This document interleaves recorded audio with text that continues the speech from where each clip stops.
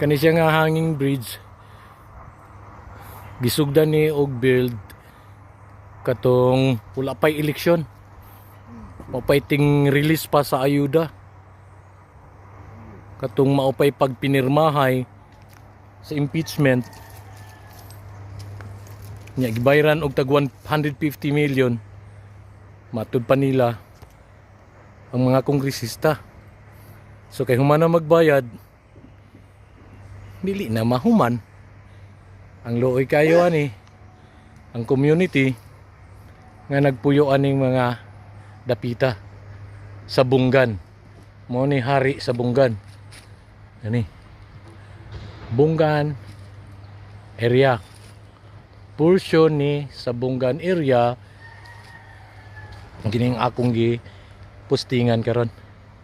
Medyo okay, guwapo ang area. Haha.